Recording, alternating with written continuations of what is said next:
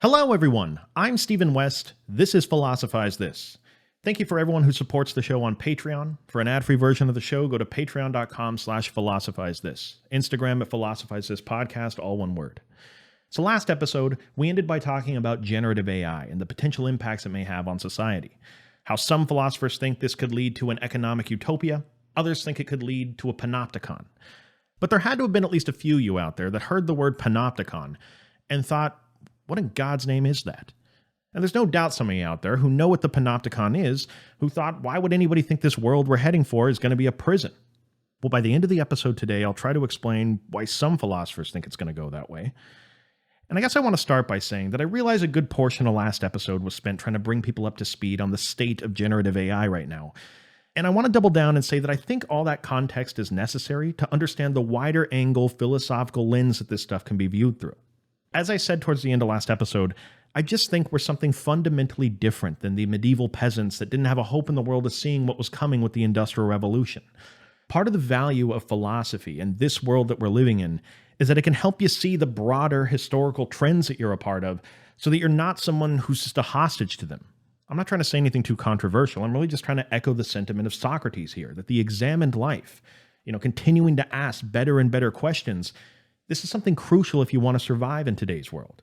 And I guess let's continue that journey here by trying to understand how a fairly random idea from all the way back in the 1780s actually applies to the world we're living in right now. I'm talking about asking the question, what would it look like if a philosopher sat down and applied that big brain of theirs to the task of trying to design the best prison that they could possibly come up with? What would that prison look like? The philosopher that did this in the 1780s was Jeremy Bentham. And the idea for a prison he came up with was called the Panopticon. Some important context to know about Jeremy Bentham is that he's doing his work during a time when rationality is being applied to everything in the world to try to make it better. It was called the Age of Reason, after all. Systems of government, economics, morality, everything was going to be made better when we use reason to design the way our institutions operate. That was the plan. And for Jeremy Bentham, this idea went all the way down to the very architecture of the buildings that people do stuff in. He looks around him at the world that he's living in, and he sees these prisons where the inmates are being treated horribly. Filthy living conditions, disease is rampant, the guards at the prisons have to physically beat the prisoners to be able to keep them scared and in line. Bentham asks the question, is there a smarter way to be doing all this? Do we really need to be beating people to be able to keep them in line? And what he comes up with is to redesign the actual prison building. His thinking is, what if we design a prison where the cells of the prisoners are in a circular shape, forming a perimeter, and then in the middle of that circle is a giant tower that can see in all directions. But then he says, what if, through various different kinds of shades that were on the windows of the cells, you could create a situation where someone who's standing in this tower in the center of everything can see inside of the cell of every single prisoner, but the prisoners would never be able to know if they were being watched or not. Think of two-way mirrors in today's world, same concept. What the architecture of this building would inevitably create is an environment where the prisoners always have to self-regulate. Because if you can never know for sure whether you're being watched or not, then you have to behave at all times as if you're being watched. And for Jeremy Bentham in the 1700s, this is great news. And not just when it comes to prisons. I mean, it was certainly good for prisons. Simply by changing the design of the building, you no longer got to have guards standing around watching everyone, beating people if they step out of line. Now people will essentially become their own guards. You turn the prisoners themselves into part of the mechanism that's imprisoning them. It's genius. And it's incredibly efficient as well. You don't even really have to be watching someone to keep them in line. Just the threat that someone could be watching is enough to get people to act in a totally different way that's better for everyone. The even better news for Bentham was that this design doesn't just apply to prisons. This same concept could apply to factories to make people better workers. This could be used in schools to produce better students, make sure they don't cheat. Military barracks to produce better soldiers. It really was the prison of dreams to Jeremy Bentham. Like the Titanic or something, a magical place where this magic happens simply by there being a severe asymmetry in knowledge. That's how it works. The observers know everything, and the observed barely knows anything. And who would have thought that we could make improvements in so many areas of society just by doing that? But as you can probably imagine, there's a dark side to the Panopticon. Fast forward almost 200 years later to the work of the philosopher Michel Foucault. Michel Foucault writes a book released in 1975 called Discipline and Punish. And in it, he reintroduces Bentham's idea of the Panopticon and finally gives credit to just how influential this design for a prison has become over the years. Because to him, this idea from Bentham was actually so good that it now pervades practically every major institution in Western society in 1975. See, part of what Foucault is saying is that if you're a government, or anything that has power for that matter, we don't live in a world anymore where you gotta crack people upside their grapefruit-looking head with a wiffle ball bat to keep them doing what you want them to be doing. In 1975, he says, what you do if you want to keep people under control is you just control the minutiae of human life. You create standards of what is normal and abnormal, and then the people will police themselves, much like in the Panopticon. See, to Foucault, there is a clear relationship in modern societies between knowledge and power. And it goes on at multiple different levels. The people in power control what knowledge is. They control what constitutes knowledge. They control who gets tenure and gets to disseminate knowledge. They control the norms and taboos of social institutions, and therefore control how people view them, and then how people view themselves within society at large. Just as an example of how all this stuff operates, think of something like education, which often presents to people as something that's unbiased and neutral. It's often expected that as teachers, as professors, you're not trying to bring any bias into the equation here. You're just trying to spread knowledge about the facts of the world. That's what you might expect when you go to school. But just consider how it actually plays out in the real world. Take a random example of something that's taught to people, something like history. And because I'm an American, I'll stay in my own lane here. I'll just talk about American history right now. Okay. Well, not many people would deny that there's a lot of different ways you can teach someone American history. 70 years ago or so, American history may have been taught by playing up a particular narrative. Maybe by talking about the glorious American Revolution against the British. Then we fought a civil war to end slavery. Then we peacefully stayed out of World War II until we were viciously attacked. And then we had no choice but to step in and help save the whole world from the evil Nazis. You could teach American history in that way. And someone like Foucault would say that when you teach it in that way, it breeds a certain kind of attitude in the student about their position in American history, and it affects the way they see themselves in the world. Now contrast that version of American history with a different one that's been discussed more recently, where the decision by people's been to teach students more about the details of specific things, the details of slavery in the US, the details of the treatment of Native Americans, of women's suffrage. You change the perspective that the narrative is coming from, and lo and behold, some people have a problem with that version of history because they say it's creating a generation of people who hate the country, that it's teaching them to identify the country solely on its worst qualities. But again, other people would say that the American history from 70 years ago created a generation of people that sweep the details of the past under a rug and just focus on the victories. Now, whether either of these narratives fully embody the truth doesn't really matter. Because the point is, what we have in an education system, to Foucault, is not some neutral enterprise that's trying to offer up the truth about the universe around us. No, like in the Panopticon, there is an asymmetry between knowledge and power. The people in power that control the curriculums in education determine what knowledge is. And simply by doing that, they end up determining what normal is. And because they determine what normal is, they also determine what an anomaly is to that norm. Then, to Foucault, they come up with social categories that label someone as one of these anomalies in a negative way, which then encourages a system of conformity. For example, you can differ from the norm politically to an extent, but you go too far, and now you magically become an extremist or a terrorist. You're hit with that label for being too far outside the norm. You can deviate from the norm psychologically to an extent, go outside the norm too much, and now you become mentally ill. There were sexual norms during the time of Foucault. Go too far outside of them, and now you become a pervert. None of this is Foucault saying that norms shouldn't exist or don't serve a social function. He's merely trying to understand the architecture of how modern power dynamics work. And the labels of these social anomalies play an important role in how this is all maintained. Just like in the Panopticon, you create an asymmetry in levels of knowledge between the observers and the observed. And just like in the Panopticon, people internalize normative behaviors and end up regulating themselves to go along with them. Forget ever thinking too far outside the bounds of what the approved knowledge is of the day. No one wants to deal with the social backlash of all that. Who wants to be called an extremist, or a failure, or mentally ill, or erratic? It is not a coincidence, to Foucault, that in the world in 1975, prisons start to look like factories, which start to look like schools, which start to look like hospitals, which start to look like military barracks. To Foucault, Jeremy Bentham was right. The Panopticon truly does make better prisoners, students, and workers. It creates an environment where conformity is rewarded, And just like the prisoner in a cell in the Panopticon, it creates an environment where you always have to be worried and can never really relax. Now, this is the view of the Panopticon in 1975. But the prison that people fear is emerging now, 50 years later, it's similar in some ways, but it's more diabolical. Foucault would be having fits of giggling laughter and then blacking out if he was alive today. And to help build a case for why, I want to talk about some interesting ideas from the work of a philosopher named Stephen Cave, who, among other things, thinks that something incredibly important that we need to acknowledge if we want to understand the state of the society we have right now is we have to look at the role of intelligence all throughout history as something that's been used as a justification for dominating and controlling people. He says, when we talk about intelligence in casual conversation, it's really easy for it to seem like a politically neutral thing that's going on. Like when you say someone's stupid, all you're really saying is something very innocent. You're just saying that we can't trust them with fireworks while they're alone.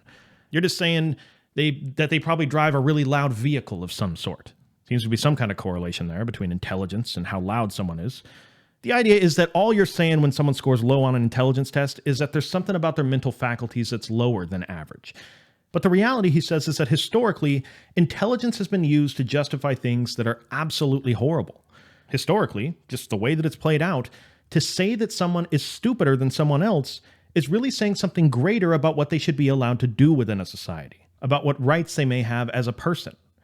He says we have this long-standing idea in the Western world, it's very politically entrenched at this point, that the more intelligent and educated you are, the more it makes sense for you to be the person that's in charge of everything. Now, let's just hold on there for a second, because I think an obvious response back to this could be, well, that's not a Western world thing. That's a human thing. As people, we just naturally want the smartest people we have to be making the decisions near the top. But that's not actually how history has gone.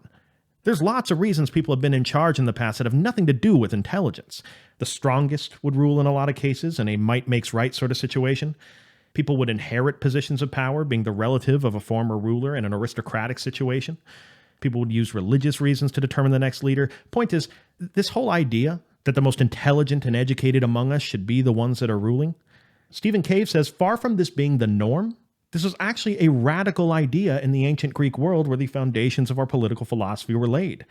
And when it comes to the value of intelligence from a philosophical perspective, philosophers like Plato, he says, were obsessed with intelligence. It's just back then, given the non-existent field of psychology and how we understand intelligence today, to be obsessed with intelligence back then was to be obsessed with one important subset of intelligence called reason.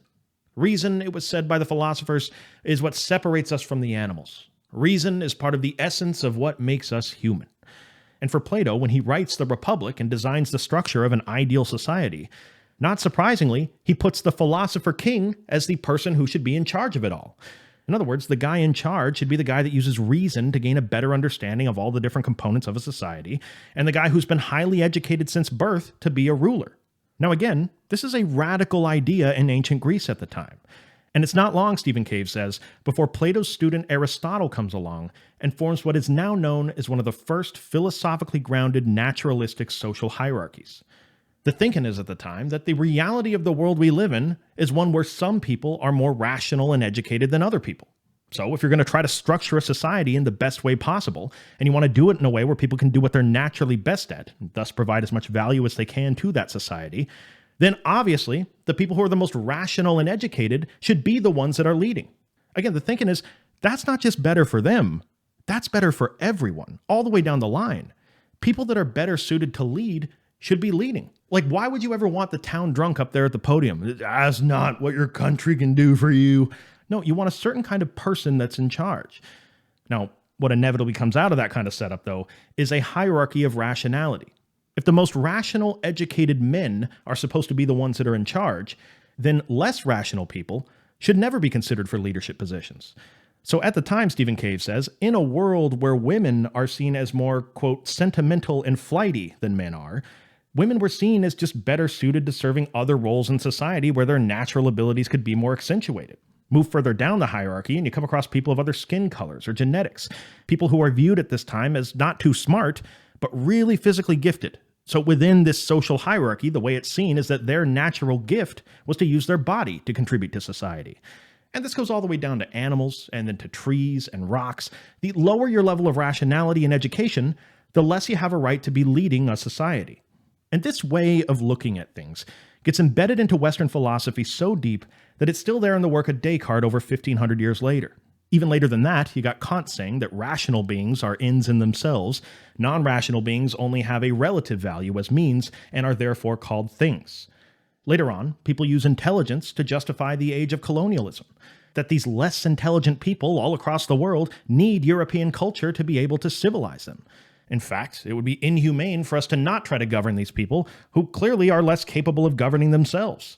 You have various examples of intelligence being used to justify slavery. We even have examples of people being sterilized because they have lower intelligence. Yeah, that one's pretty crazy. Stephen Cave explains that Charles Darwin had a cousin, and his name was Sir Francis Galton. He's typically thought of as being the originator of psychometrics and a leading proponent at the time of eugenics. See, when Darwin writes The Origin of Species, Sir Francis over there gets inspired and thinks, well, intelligence must be something that people are born with.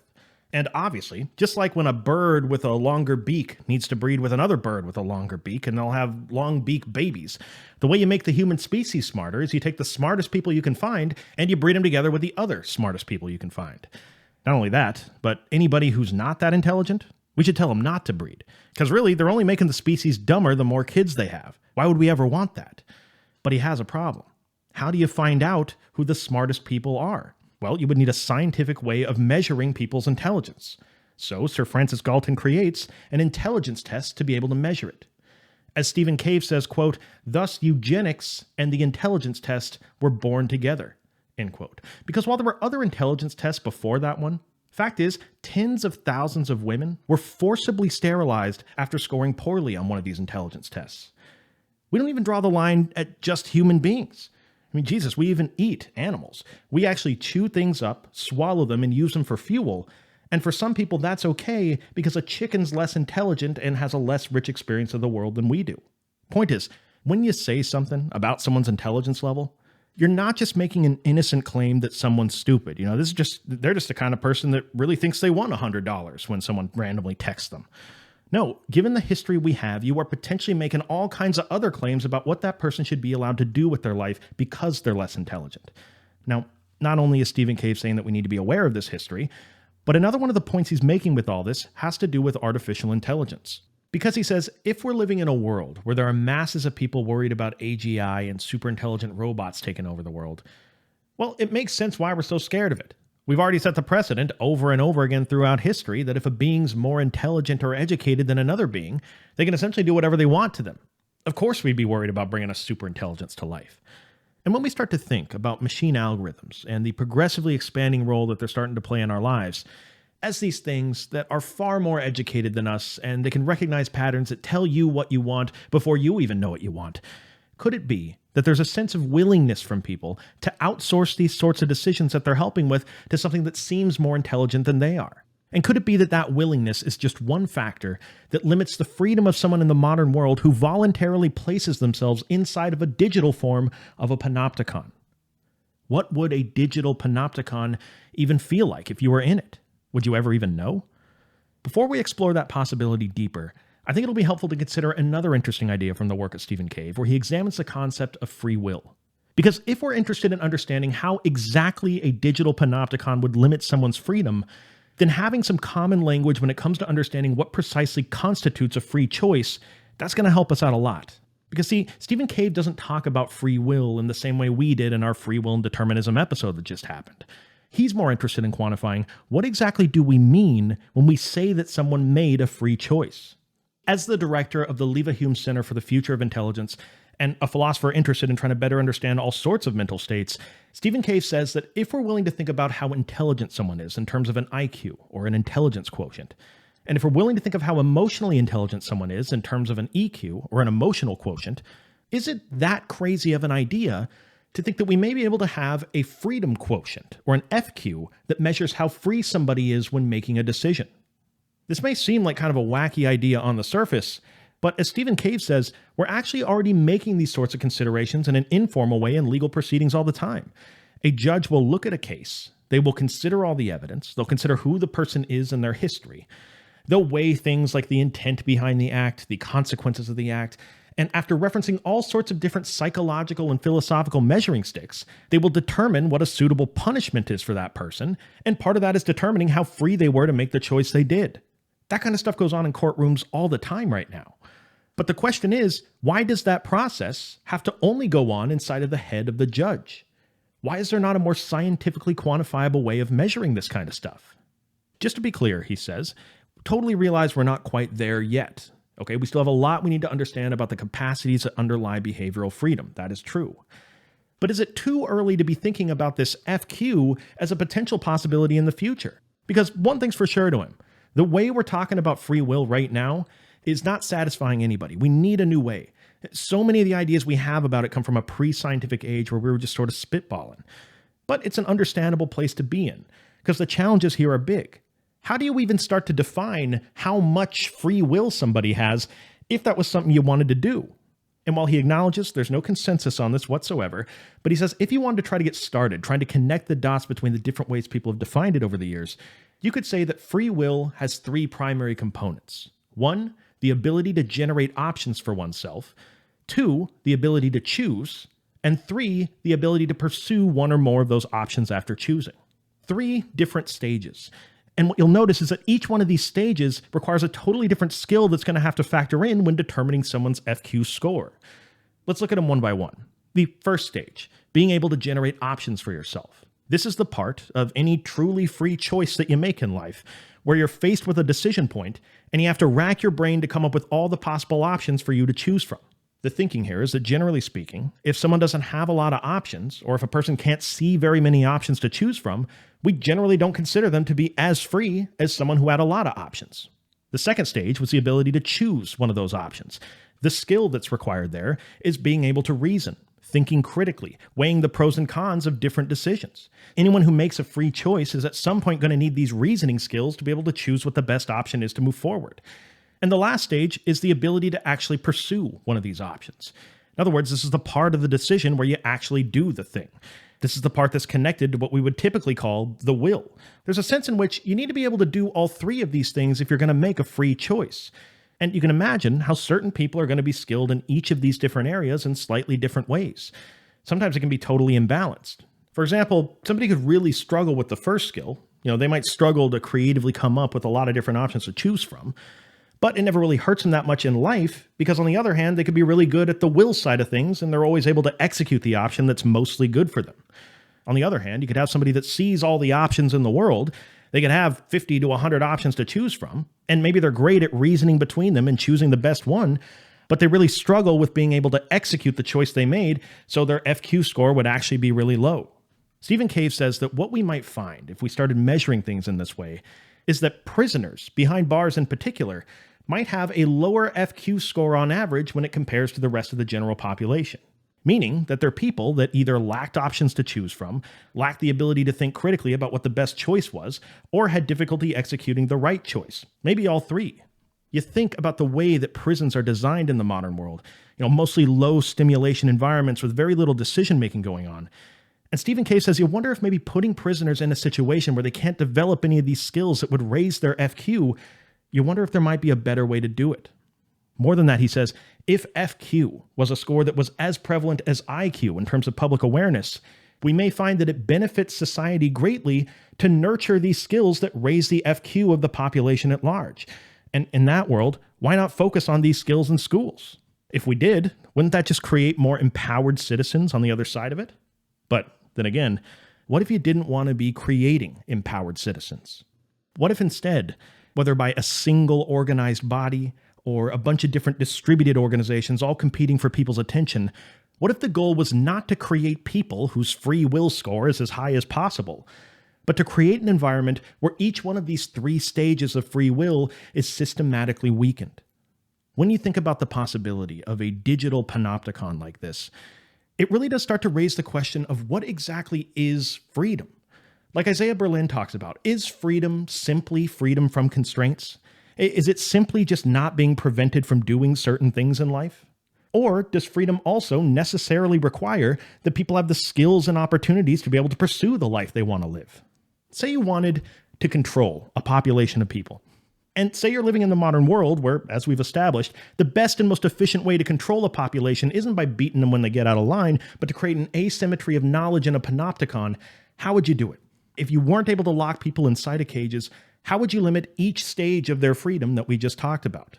Well, let's start with the first one, limiting the options that people have to choose from. It should be said, this is not a new idea for keeping people under control. Governments have been doing this for centuries. Of course, governments pass laws, they create fines, regulations, but that only covers a relatively small number of things that we don't want people to do. To really be able to control a population, governments realized long ago you got to give people a limited, state-approved story to believe in about what's going on around them. This is why so many governments use propaganda as a tool. This is the classic asymmetry in knowledge from the Panopticon. This is why if you wanted to control a particular group, you would pass laws that would not allow certain groups to be educated.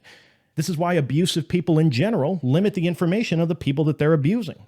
An abusive parent doesn't want their kid going to school and talking to all their teachers and counselors about what's going on in the house. An abusive spouse doesn't want the person they're abusing having friends and talking to them about what's going on. They'll tell them what's going on is wrong.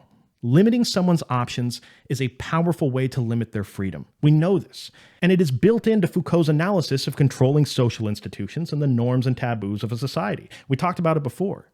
But if in 1975, Foucault feared a panopticon where we would control the minutiae of people's lives at the level of the institution, what if we could all of a sudden, through the technology of machine algorithms and the ever-expanding sophistication of artificial intelligence, what if we could now control the minutiae of people's lives all the way down to the level of the individual transaction? What if you were living in a world where everything that's recommended to you, from the stuff that you buy to the news stories you read, was ultimately controlled by an AI that's building a progressively more detailed profile on you with every ad that you click, every browser window you open, every video you watch, the exact point that you stop watching the video, it knows about that too, much more. What if this was all data that was being gathered to create an ongoing cumulative profile on you to be able to sell to you better and to be able to know what you're up to every day? Oh wait, no, that's not an if. That's already happening. Everybody knows this. It's not even surprising. What may be surprising to you, though, is the rate at which these profiles of people are becoming more legible for companies and governments to read. See, they've had mountains of data about your behavior to sift through for years now. The real question's always been, what can they really know about any one person with the filters they can run this data through? What, that you're into philosophy? That you looked at baby blue paint on the Home Depot website last week? Someone grabbed the Reynolds wrap and make me a helmet over here. In the past, this hasn't really been legible information. Well, the more sophisticated the technology of AI gets, the more complex the patterns are that it can recognize in your behavior. And we've seen this development coming for years. It started with algorithms, then along came machine learning, then from within machine learning came deep learning, where they added neural networks into the equation, and now we're creating AI even more focused than that. On the corporate side of this, we already know that companies have been trying to track and predict our behavior for years. We know there are cubicles full of balding dudes in wingtips frothing at the mouth to be able to predict what you're going to do next. And on the government side of this, in the United States at least, we already know about programs like Prism or Boundless Information that track internet activity and your emails, text messages, phone calls. We already know that they used to compile it all into a giant data center and then run these massive amounts of data through filters, where if certain words or subjects come up, people are flagged as threats for further review. We know this was going on 10 years ago when Edward Snowden leaked it. And as he says, even if Prism ended, do you really think programs like that aren't still going on? Do you think they won't use the ever-expanding sophistication of AI to be able to create a more detailed, granular profile on who you are? What happens when AI becomes sophisticated enough that they don't need real people like Snowden analyzing the people who are getting flagged? Does it create a space where there's no longer room for whistleblowers? Will the machines keep the secrets of the people that are in charge of these programs? More than that, doesn't this term, flagging someone for anomalous behavior, start to bear a strange resemblance to the way Foucault talks about society labeling people as social anomalies? Because that's the thing. Maybe right now your emails are only getting flagged if you talk explicitly about bombing an endangered species of chipmunk, right? But in the future, with AI already in China being advanced enough to spot a single person in a sea of people who's acting in an anomalous way, do you think in the future what gets someone flagged could become things that are far more granular as well? Given what we know about how there's a direct relationship between the accepted knowledge of the day and the people in power, think of how an environment where something is constantly monitoring every article you read, every idea you consider, Think of how that Panopticon-like situation has the potential to impact people's education, their development, their personality. Real question. Do you, right now, have private conversations with people you trust about concepts you don't agree with that you would never talk about publicly because it's irresponsible to, but nonetheless, these are crucially important conversations to your own development because they allow you to entertain ideas without the fear of social backlash? Yeah, me too, all the time. But if you're living in a world where you can't know whether every conversation you're having is being listened to, whether every digital fingerprint you leave isn't being cataloged and recorded into a profile that represents you somewhere, would you be a little more hesitant about the stuff that you read? Would you be a little more cautious about the conversations you're having with people? Surveillance impacts people's moral development. This is why constant surveillance is such an important aspect of many religions. God is always watching, right? It affects the way that people behave. It affects the ideas people are willing to entertain. And when norms and anomalies can be recorded and analyzed at not just the institutional level, but at the level of the individual transaction, people will consider outside opinions less out of fear of being flagged, and it creates an environment where people will be less skilled at critical thinking and using reason to determine what the best option is, which, remember, was the second thing you'd want to limit if you wanted to lock people inside of a digital prison. It has been said that in the West, we will slowly, voluntarily hand our rights over to the people that control these machine algorithms. And that when we do, it will be done in the name of two things: convenience and security. It will be done in the name of getting a roast beef sandwich delivered to you 5 minutes faster, and in the name of sterilizing the world around you of any danger to anyone, anywhere. Some kind of utopia. But when you sacrifice options in the name of that convenience and security, you also limit your field of view. You run the risk of only seeing the options that an algorithm decides to give you based on what it's optimized for. I mean, we are already living in a world where a totally open-minded person that hears about something happening in the news, that wants to hear the intelligent arguments on the other side of the issue, they can already have a very hard time even finding anything other than the straw man version of the other side that their side of the algorithm is roasting. See, that's the thing about the digital version of this Panopticon in particular. If you are a prisoner that's inside of a cell right now, then obviously the cell isn't made of concrete and iron bars. It's a digital echo chamber created by algorithms. And the warden of the prison in the center tower of the Panopticon, the threat's not just that they could be watching you at any moment. The asymmetry in knowledge is more than in Bentham's Panopticon, because you don't know anything about the people who are watching, but they potentially know everything about you, down to the most granular detail, and they can predict and guide your behaviors in ways that you don't have the capacity to resist. You can't resist it because the warden of the prison in this modern version of the Panopticon is also the activities director of the prison in a way. They control every idea that you have access to and every solution that you can possibly think of. They limit your ability to think critically and choose better or worse options. And when it comes to the will, the actual execution side of making a free choice, instead of like in earlier designs of a prison where they would keep people in low stimulation, monotonous boredom all day, this prison warden keeps people hyper-stimulated. Dialing in, fine-tuning exactly the media, the video games, the drama that keeps you scrolling and distracted, keeping you constantly in a state of anesthesia, too numb to ever feel the pain of being in a prison, pain that may otherwise cause you to change something about your situation. I mean, Nietzsche talked about the plight of someone living in modernity, and he predicted that after the death of God, people would still have this propensity to attach themselves to an ideology, and that what he predicts is that that ideology would be political in nature. But Nietzsche could never imagine during his time the option that exists for someone living in today's world to essentially choose to be functionally on drugs for every second of their day, never feeling bad about it. How many prison riots would break out if it was legal to drug the prisoners to sleep every day of their lives? And with generative AI being able to produce this prison instantly and at zero cost, and with people being more legible than ever before to companies and governments around the world, this is the development and near perfection of the Panopticon as a method of social control. But that said, I'm done steel manning that whole side of it. As we do on this show, let's slow down. Let's do an inventory of the different dimensions of the conversation that could exist. First of all, someone could say, yes, we do live at the mercy of these algorithms to an extent, but how all-encompassing are they really to someone's whole reality that they're living in?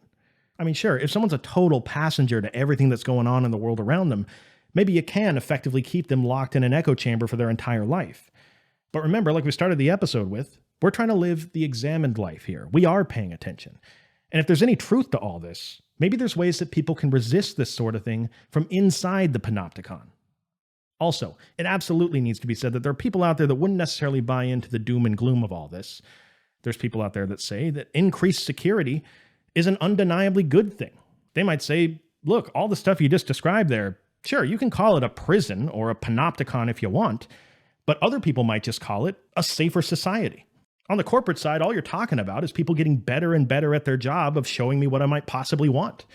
It's my decision ultimately to choose to buy it or to not explore other options. And with the government side of this, all you're really saying is that there's a group of highly skilled people out there whose entire job every day is to watch people's back in a more sophisticated, effective way.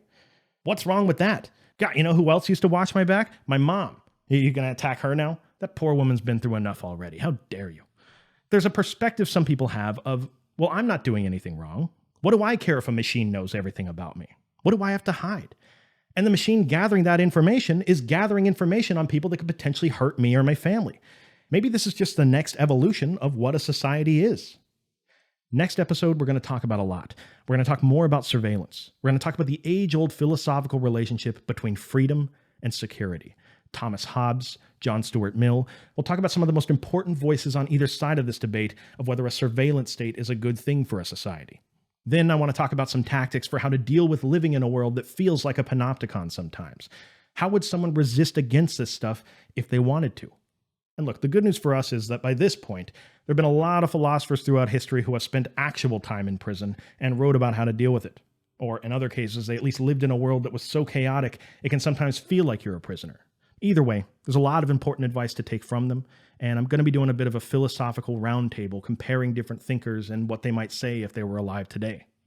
Until then, which will be 7 days from now on August 30th, try not to throw your phone into the nearest river. Try not to punch any cameras. Try to stay calm.